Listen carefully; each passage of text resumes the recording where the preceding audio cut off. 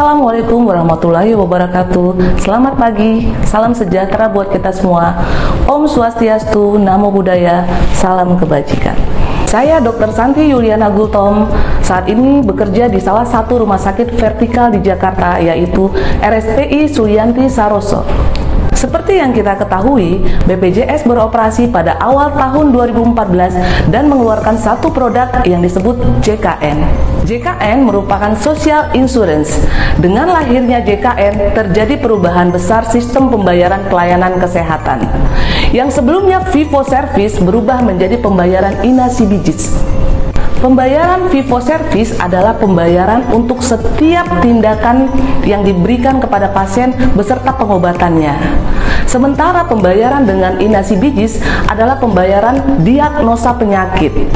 Dari inasibijis ini BPJS akan membayarkan biaya pelayanan kepada rumah sakit berdasarkan inasibijis ini. Oleh karena itu, rumah sakit dalam era JKN ini harus benar-benar menerapkan kendali mutu, kendali biaya. Dengan rumah sakit menerapkan kendali mutu, kendali biaya, maka efisiensi akan tercapai.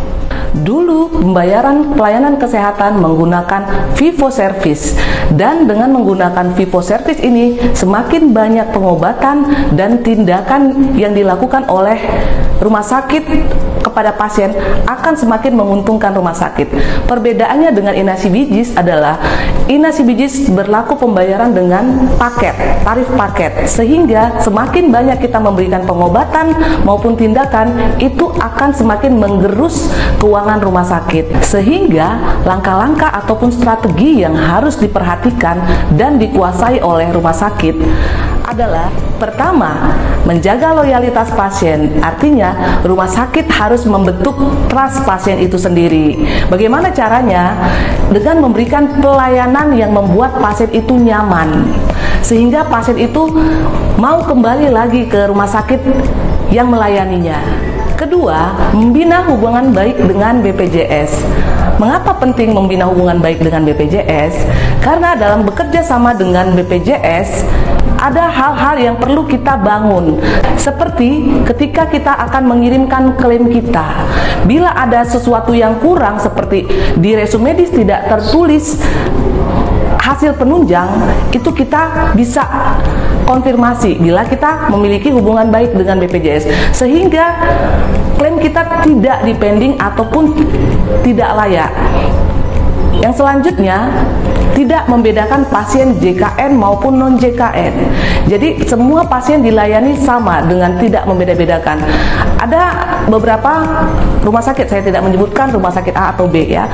Ketika pasien JKN datang, itu pendaftaran di belakang. Kemudian pasien non-JKN diprioritaskan di depan. Nah, ini kembali lagi tidak akan membentuk trust pasien terhadap rumah sakit tersebut. Yang keempat, kita harus membentuk dan melatih tim kesmik yang handal. Mengapa kita perlu memiliki tim kesmik yang handal? Karena tim kesmik ini adalah kunci untuk klaim kita baik dan layak. Bila tim kesmik ini tidak bekerja dengan baik dan tidak memiliki kemampuan yang baik, itu klaim kita akan terkendala. Bisa terjadi tidak layak, bisa terjadi pendingan yang banyak. Nah, ini akan mengganggu cash flow rumah sakit. Strategi yang kelima, rumah sakit harus bisa mempercepat proses klaim ke BPJS dan maksimal di H+5 bulan berikutnya. Kenapa H+5 bulan berikutnya? Karena dengan adanya proses verifikasi di BPJS, itu akan memerlukan waktu yang lumayan panjang, sekitar 15 hari. Nah, bila memang rumah sakit mau dibayarkan di bulan yang sama, rumah sakit harus mempercepat proses klaim tersebut sehingga dibayarkan di bulan yang sama. Efeknya adalah cash flow rumah sakit untuk operasional terjaga. Yang terakhir, strategi yang harus kita punya dalam era JKN ini, rumah sakit harus mampu menciptakan keunggulan-keunggulan yang bisa memikat banyak pasien.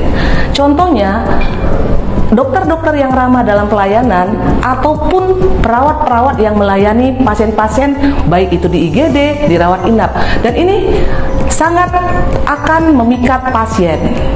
hal-hal tersebut yang harus dikuasai oleh rumah sakit untuk menghadapi era JKN ini, sehingga rumah sakit bisa bertahan dan memperoleh margin. Mari bersama-sama kita tingkatkan derajat kesehatan yang mudah, aman, dan nyaman. Wassalamualaikum warahmatullahi wabarakatuh. Salam sehat.